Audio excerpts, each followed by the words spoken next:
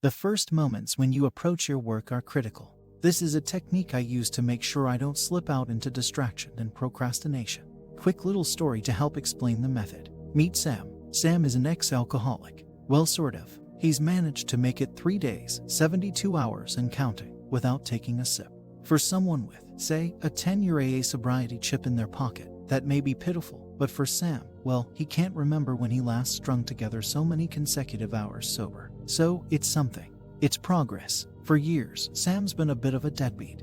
He'd be the first to admit it, but today he's claiming a second chance at a decent life. Sam has a new job to go to and he's determined not to mess this one up. As he fixes his hair in the mirror, he thinks to himself, can it still be called a second chance if this is like my 500th second chance? He shrugs off the self-doubt, flicks back a stray curl that just won't stay in place, and heads out the door. 15 minutes later, he reaches the entrance to his new gig. He stops to get his bearings before walking in. Above, in an all-too-familiar script, it reads, The White Lion Pub. It's his favorite bar. That's right. Sam is an ex-alcoholic who wants to earn a living pouring drinks for other people. Crazy, right? Of course, Sam knows it's beyond ill-advised. He knows, as a bartender, he'll be around expensive bottles in the storeroom with no one looking. He knows he'll encounter suppliers bringing in samples and tipsy patrons insisting on sharing a celebratory shot. He knows that, after a long hard shift, it'll be beyond tough to ignore the siren call of a cold, refreshing pint. Still, Sam brushes aside all those concerns, takes a deep breath in, and with a fiery resolve to make it work, he walks into the bar. Is Sam successful? Does Sam manage to make it through his first shift, then the next, then a succession of others, all without breaking his oath to stay sober? I made up this story, so I get to decide. The first thing I have to do is answer the basic question, is it possible for Sam to be successful? The short answer is yes. It's of course unlikely, perhaps ridiculously so, but yes, it is possible to work at a bar and never drink a sip. Off the bat, he could, and he for sure should, tell everyone he works with that he is sober and is not to be offered any alcohol ever. He could and again should devise a strategy, perhaps memorize a canned line, a routine that serves to inform patrons that he is staying dry. But hey, there's no judgment. More for you, pal, wink. Of course, that isn't a foolproof strategy, and Sam has a track record of being a damn fool when it comes to drinking. So, what else is required for him to make it in this preposterous role as a sober bartender? In a word, Sam has to be friggin' careful. He has to be on guard at all times. He has to be deliberate with everything, from the first second he stands in front of those beer-delivering spouts, to when he closes up shop and he's the last one there. He has to be there, present to his urges and cravings, mindful of his emotions and the psychological pains that drove him to drink in the first place. He has to be relentlessly observant of the nagging thought patterns that aim to make him cave with a neat and rational excuse. Sam can pull it off, but the good Lord knows, the poor sod will have to be freaking careful.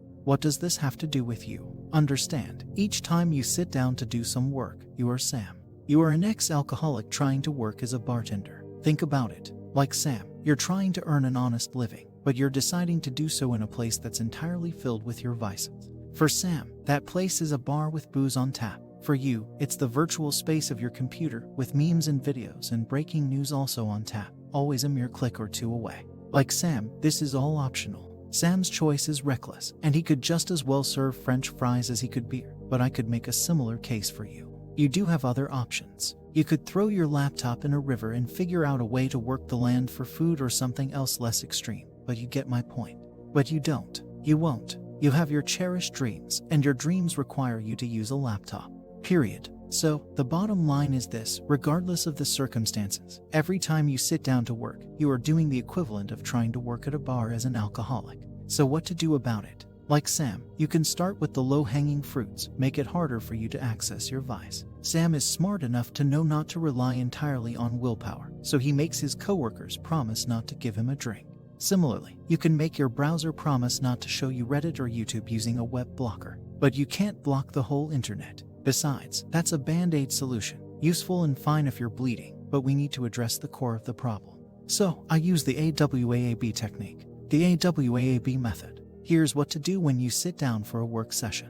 Rather than traipsing in as per usual, pause in front of the bar's entrance. Keep your computer off and your phone out of reach. Breathe. Take a stock of your surroundings. Take stock of your body. Allow your thoughts to arrive at the task at hand. Let the thoughts, feelings, and emotions come as they are. Let the three usual suspects make their appearance. Overwhelm, You have this thing to do, with a great many steps, many of which are uncertain. There's the upcoming effort of it all, the tedious mountain to climb. But you're still at the base staring up. You don't know where to begin, yet you do know where to begin, and that's anywhere. So really you don't.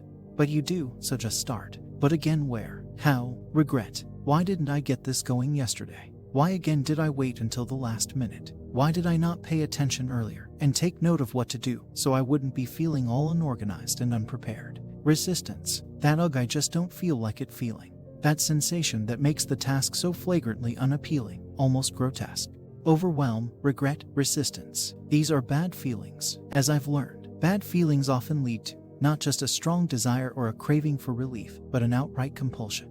And what sort of thing have you programmed your brain to associate with instant and amazing relief? Your vices, of course. You're going to have to feel them.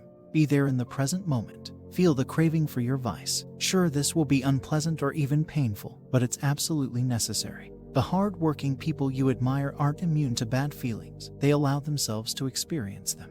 They observe them. This is mindfulness, and it's the key to processing and managing bad feelings. 3. Write out, on paper, all the subtasks involved with the thing. Break it down as much as possible into small, actionable bites. Perhaps there are other things to do today. Laundry. Reply to Fred's email. Put it all down as a simple list. 4. Select the subtask you want to start with. Say it out loud. Archer it in your mind. Better would be to write it on a post-it and tack it on the monitor. This is what I am doing now and nothing else. 5. Start your computer. Breathe. Take the startup time to again get mindful of the array of thoughts, feelings, and emotions that come on through. 6. Set a timer for 30 minutes. If you have a Pomodoro app, you can use that. Sam would do best not to think, man, I have 20K in debt. I need to work for 435 hours to pay it all off. Let's do it straight. No, he should walk in thinking, okay, I will do this 2-hour stretch, do it carefully and well, then take a rest. That's it. 7. Wait. Observe any residual resistance. Observe any cravings. Do not force yourself to start.